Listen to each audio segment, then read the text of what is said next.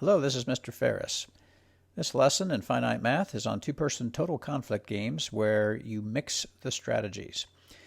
Most games that you play are really not games that have a saddle point. Those are pretty boring because it's the same outcome. If both people play their best strategy, you get the same outcome. Kind of like two good players at tic-tac-toe, always end in a draw. In real games, players try to keep secret their strategies. They try to bluff, surprise, mislead. That's what makes games exciting to watch. And so we're going to look at the mathematics behind that, and there's going to be some calculations that we're going to do. It's going to be a little long, a little deep. So thankfully you've got the pause button, the rewind button. You can always go back and rewatch some of this if you need another time through. So here we go. Make sure you have this worksheet in front of you. Problem number 1 can be filled out by looking at the book or quickly filling out what I just mentioned. But we're going to focus now on some of the calculations involved, and there's a lot of pieces to this, and I'll try to notate this as best I can. So here we have a game between a pitcher and a batter. It will help if you know baseball a little bit. The goal, of course, for the pitcher is to get the batter out, and the goal for the batter is to get a hit. And so we have a payoff matrix. This payoff matrix, as always, every payoff matrix is from the batter's perspective. So all of the numbers inside the matrix are from the batter's perspective. In other words, a positive number or a bigger number is usually better for the batter, and consequently, the opposite would be true. Lower numbers are better for the pitcher. In the game of baseball, that would make sense. Higher numbers mean the batter is doing a better job at getting a hit. Lower numbers, like 10% here or 20%, we just call that in baseball, batting 100, batting 200. Those are low numbers, which means the pitcher's doing a good job of getting the batter out. These numbers are batting averages, which is essentially the percentage of time that a batter gets a hit off of the pitcher per time at bat. So if we would do the same analysis we did on the previous type of games that we dealt with, we would calculate the row minimums. The row minimum in the first row would be 200. The row minimum on the second row would be 100. And then if we circle the maximum, that would be 200. If you do the same sort of strategy with the column maximums are 300 and 500. And once again, the strategy we learned in the last section is to circle or find the minimum of the maximums. The minimum of the maximum is 300. And notice that these numbers are not the same. So it's true what we said earlier that a lot of games do not have a saddle point. This does not have a saddle point because the maxmin and the minimax are not the same number. If they're not the same number, that means that there's not the same strategy for each player. The best strategy would be to mix it up. So if we were trying to find the best strategy, when you don't have a saddle point, that means that the best thing to do is for them to use a mixed strategy. So in the world of baseball, a pitcher can throw a fastball or a curveball. A batter can be thinking a fastball is coming or thinking a curveball is coming. And in the world of baseball, if the batter's thinking a fastball is coming and the pitcher does throw a fastball, well, then he hits about a third of the time. Also, if the pitcher throws a curveball and the batter is waiting for a curveball, curveballs are generally a slower pitch, and so notice that the batter generally gets a higher batting average. When he thinks a curveball is coming and a curveball does come, he gets a hit about half the time. So when the batter is expecting the pitch that the pitcher throws, he does better. But if a batter is thinking a curveball is coming, but the pitcher instead throws a really fastball, notice he only gets a hit about 10% of the time. And the same sort of thing is true when the batter thinks a fastball is coming, but instead a curveball is coming, he only gets a hit about 20% of the time. So these numbers are pretty realistic according to the way baseball tends to work. One thing I'll let you do on your own, because this is just from the book, there are terms that you'll need to know. Pure strategies, mixed strategies, and expected values. And we are going to be mentioning a couple of those, but you will want to make sure you know those on your own. So the next example, because we now know that some games do not have a saddle point, and therefore we have to figure out what strategy would they have to do to get the best outcome. we want to look at a very simple example that kids used to play back years ago called matching pennies. And generally, what happens is two players both have a penny, and like they go 1, 2, 3, and they both show the penny.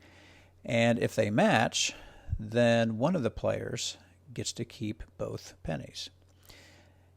But if they don't match, then the other player gets to keep both pennies. And so kids would play this on the playground, and over time, some would earn more money than others and come away with a few pennies more than the other kid. And so this was a way, I guess before Angry Birds and other games on an iPad, this is how kids spent their time. And so in this payoff matrix, basically we've set it up, and I guess I should write that down. This is a payoff matrix. That's what we call this. This payoff matrix shows the possible outcomes. And again, remember the numbers inside here, which basically are 1 cent, -1 cent, -1 cent, 1 cent. These are cents. These are always from the row player's perspective. So these numbers indicate what player 1 is going to get from the game. So again, just as I mentioned, if player 1 plays ahead and player 2 plays ahead, that means player 1 gets both pennies. So player 1 has earned a profit of 1 penny on that. Also, if they match on tails, if both players show tails, this is the match player. So if both players show tails, once again, player 1 is going to earn a profit of a penny. And then if they don't match, if it's heads, tails, or tails, heads, then it's the other player, the column player, that earns a penny. But notice how it's written. It's written as a -1 because from player 1's perspective, he has lost a penny if it's a heads, tails. And so again, these numbers are from player 1's perspective. So basically, player 1 wins half the time, and player 2 wins half the time. So the best strategy for player 1, no surprise, the notation that we write is P sub H and P sub T. And sometimes we also write this as just P comma 1 minus P. Like when you don't know what the answer is, you might write it like this, because let's say if P was 1/3, well then the other players, or the other part of the time, you would do 2/3. In other words, if you decided that you wanted to play heads 1/3 of the time, why then that means you'd have to play tails 2/3 of the time. These two probabilities have to add up to 1. So we can write them algebraically as P and 1 minus P. But of course, in this game, it's pretty easy to analyze that because of the way this is set up, where there's 2 1 cents and 2 -1 cents, the best strategy we can kind of just do in our head, the best strategy is for player 1 to play heads half the time and to play tails half the time and kind of mix it up randomly. That will give him the best chance of winning. You can imagine if he played heads all the time, pretty soon player 2 will get smart and realize, oh, he's playing heads all the time, so I'll start playing tails and start winning. So the best strategy for player 1, and honestly for player 2 as well, you can kind of just look and tell, oh, it's 50% each. Well, now we're going to calculate what's called an expected value. The expected value we abbreviate with a capital E and a small letter h. And what we're going to do again is look at what player 1 is expected to win when player 2 plays heads. So that little subscript, the subscript that is written there is what player 2 does. It's hard to write this really tiny. So what we're trying to calculate is what would we expect player 1 to win if player 2 plays heads. So we can kind of look at our payoff matrix. If player 2 plays heads, and we're doing a 50-50 strategy, well, then half the time player 1 is going to win a penny, and half the time player 1 is going to lose a penny. So the calculation would go something like this. Half the time he wins 1 cent, and half the time he loses 1 cent. And if you add that up, you get 0. Then we want to do the other possibility. It's also possible, of course, that player 2 plays tails. If player 2 plays tails, well then half the time, player 1's going to lose a penny, and then half the time, he's going to win a penny. And if you do the arithmetic there, that will be 0. So what we can find out is that over time, if he does 50% heads and 50% tails, no matter what player 2 does, if player 2 plays heads, if player 2 plays tails, it doesn't really matter. In the long run, player 1 is going to win 0. All that really means is that this is a fair game, because the expected value, what we call E here, the expected value, or the kind of the long run average, would be 0. So this is a perfectly fair game from player 1's perspective, because if he just does 50-50 all the time, then player 2, assuming he's kind of the same sort of player, in the long run, this will be considered a fair game, because the expected value is 0. So there's a basic principle.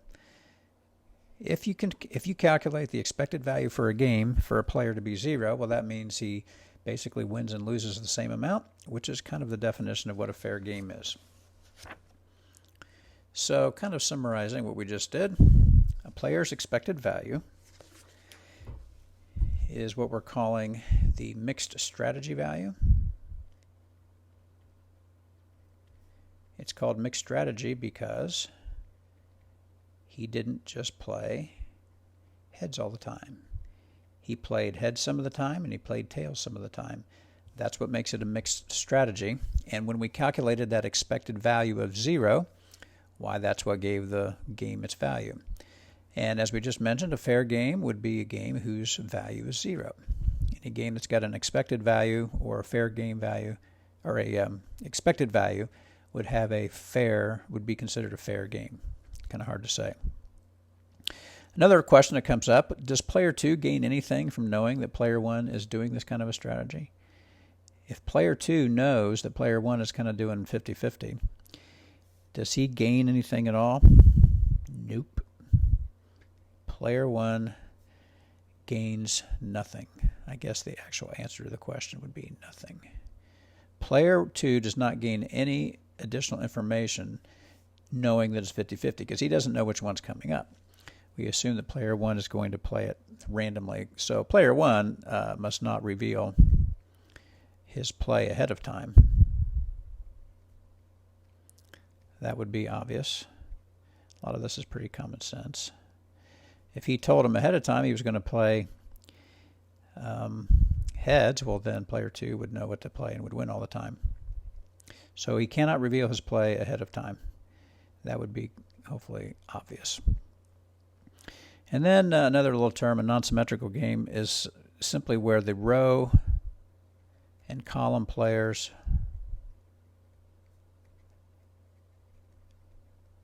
gains are different. We haven't seen one yet. The row and column players' gains are different. The game we just saw, you'll notice that the row player and the column player both had a 1 and a -1, a 1 and a -1. This would be considered a symmetric game. But when the gains in the payoff matrix are different, then that would be considered a non-symmetric game, which you can see is coming right up. So here we have a game. We don't really know what it is, if it's pennies or baseball or something. It could be about any game. But you can tell now we don't have the same gains. We have a 5 and a -3 compared to a -3 and a 1. And so this would be considered a non-symmetrical game of maybe matching pennies or something like that. So now we're going to do a little math. In fact, we're going to do a lot of math and some algebra.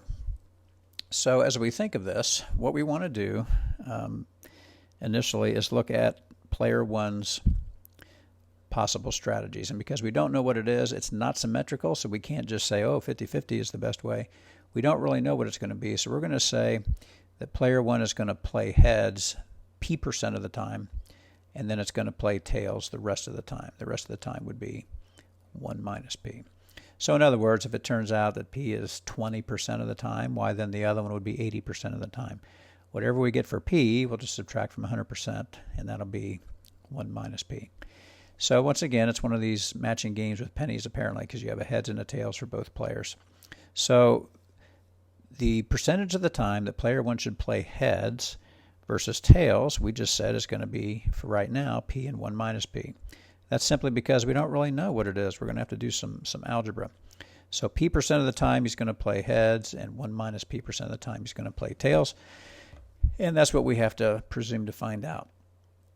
So if we do this all over again, we're going to calculate the expected value. That's what the E stands for. And remember what the subscript stands for. This stands for the assumption that the other player, player 2, plays heads. So we're trying to find what player 1 is going to earn in the long run if he does the P1 minus P strategy and if player 2 plays heads. So we want to look at this column right here. If player 2 plays heads, then P% of the time, player 1's going to win 5. The rest of the time, he's going to lose 3. So the way we write that out algebraically is he's going to win 5, let me just say that's 5 cents. He's going to win 5 cents P% of the time, and he's going to win negative 3, which is really losing 3, 1 minus P% of the time. That is going to be his expected value. So now if we do just a little bit of algebra, that will be 5P minus 3 plus 3P. And if you combine the like terms, we get 8P minus 3. That's how much he's going to win if he plays this mixed strategy and player 1 plays tails, or plays heads. Well, but we don't know. If player 2 is going to play heads, player 2 might play tails. So we have to figure out, well, what would happen if player 2 played tails? Well, in a similar fashion, P% of the time, he's going to lose 3, and 1 minus P% of the time, he's going to gain 1. So if we write that down in a similar fashion, he's going to lose 3 P% of the time, and he's going to gain 1 minus P% of the time. Doing the algebra, that'll be negative 3P plus 1 minus P for a final total of negative 4P plus 1. All right, so what we have figured out is his expected value. This is how much he's going to win if player 2 plays heads. This is how much he's going to win in the long run if player 2 plays tails. The problem is, of course, we don't know, he doesn't know, whether player 2 is going to play heads or tails. So what's his best strategy? His best strategy, if his opponent plays heads, would give him this, but his best strategy if the other player plays tails would be this, but we don't know what player 2 is going to do. So what we want to do is we want a strategy where it wouldn't matter what player 2 does. We would have an equal chance of getting the same value. So in other words, the theory goes, since we don't know what player 2 is going to do, we just want the strategy that's going to make the outcome for playing heads the same as the outcome for playing tails. Algebraically, all that means is we're going to set these two expressions equal to each other. Again, the thinking behind this is, since we don't know which of these two things player 2 is going to do, we want a strategy so the expected value when they play heads is the same as the expected value when they play tails. So we want to set these equal to each other. And then if you do the algebra correctly, I'm going to skip some steps here, but you'll get 12p on one side and you'll get 4 on the other side. And if you solve for p, you get 1/3. P, remember, was the probability, well, it's actually a percent. It's the percent of the time that he plays heads, and then the rest of the time he's going to play tails.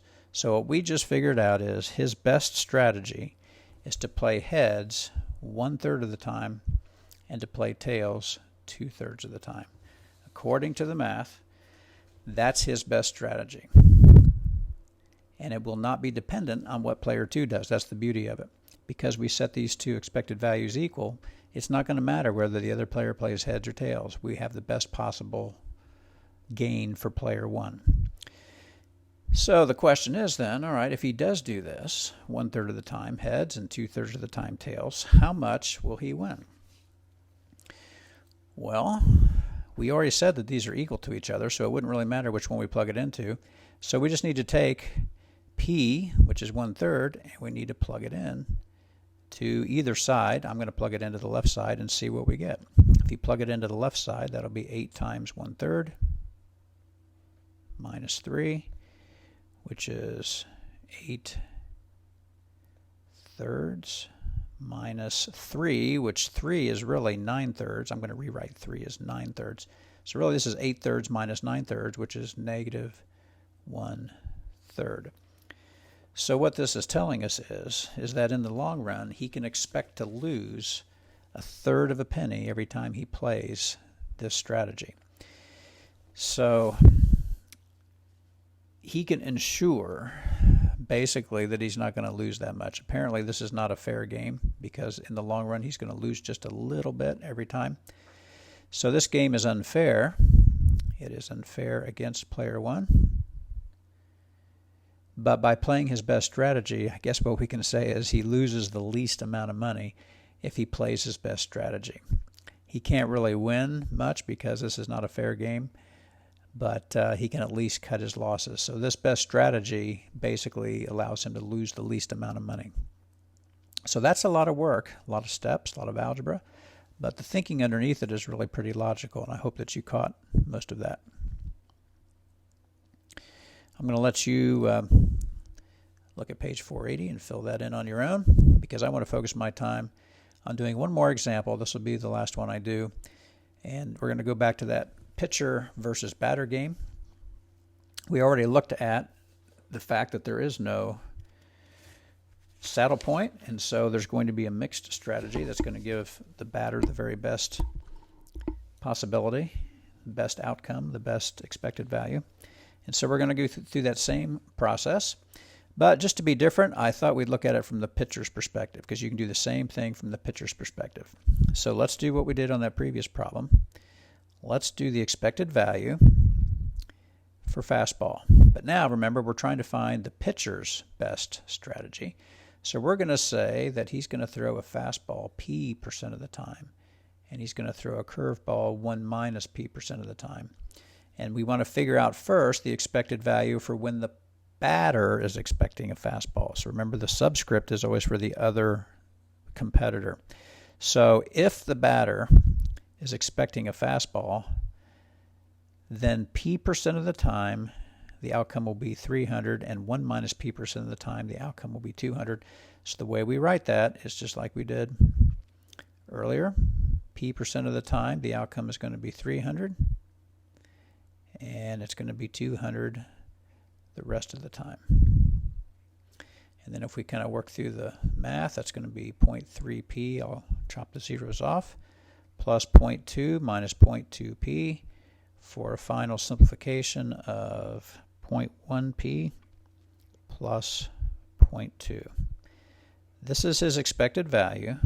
This is the pitcher's expected value if the batter is waiting on a fastball, expecting a fastball. And then we do a similar thing for the expected value for the pitcher if the batter is believing a curveball is coming. So now we're going to say, all right, the batter is going to wait on a curveball. So P% of the time, 100 will be the outcome. Oops, plus sign. And 1 minus P% of the time, the batter is going to hit 500. So then if we do our algebra, that'll be 0.1p plus 0.5 minus 0.5p for a final simplification of negative 0.4p plus 0.5. So just like last time, we have two expressions. One is the expected value of the pitcher if the batter is expecting a fastball, and the other is the expected value of the pitcher if the batter is expecting a curveball. And we don't know what the batter is expecting, so we want to have the best strategy no matter what he does. So we want to set these two expected values equal to each other and solve for P. So again, if you add negative 4P, or add 4P, actually add 0.4P to both sides, you get 0.5P, and if you subtract 0.2 from both sides, you get 0.3, and if you divide by 0.5 on both sides, you get 3/5. So we just figured out that the pitcher's best strategy is to throw a fastball 3/5 of the time and throw a curveball 2/5 of the time. If the pitcher does that, then it will be the best possible outcome for the pitcher. So if we plug this back in, just like we did before, plug in 3/5 right there, we'll get the expected value for the pitcher, which will also be the same for the batter. That's the way it works out with these games. So it's going to be 0.1 times 3/5 plus 0.2, which is 0.06 plus 0.2, which is 0.260. Now in baseball world, again, that's a batting average. So what we just learned is if the pitcher does do his best strategy, which is 3/5 fastballs and 2/5 curveballs, then the batter is going to hit about 260 off of him. That's the expected value for the pitcher. And by the way these always work, if you've done your work right, the batter's expected value is going to be the same. It's going to be 260 as well. And that's what we call the value of the game. The expected value is the value of the game. So we could walk through this a whole nother time, and I don't really have space even in the handout to do this, but we could work this all from the batter's perspective, just like we did earlier. And that would be, there would probably be a different fraction for fastball, curveball for the batter. But the cool thing is it doesn't really matter. You don't have to work through that. You'll know that it's still going to be an outcome of 260 from the batter's perspective, because as long as you work it out for one player, you'll know the value of the game, at least, without having to do it for the other player. But on a test, it's very possible that you'd be asked to find both the pitcher strategy and the batter strategy. So you'd need a little more work space to do that. All right, what you should probably do then, what I would recommend is, I've got a couple examples on the rest of the worksheet that is about showing heads and tails. You've got Jane and John, and it's got it all set up with P's and Q's, and you can work through that. There's a little bit of space there. And the nice thing is the correct answers are there at the bottom, so you can kind of check if you got it right. So I would suggest, while it's fairly fresh in your mind, to see if you can work through at least one of those two questions and get all the way through to the correct answer. So we'll talk more about this in class, and we'll definitely go over some more examples, but hopefully this is a good one-time through.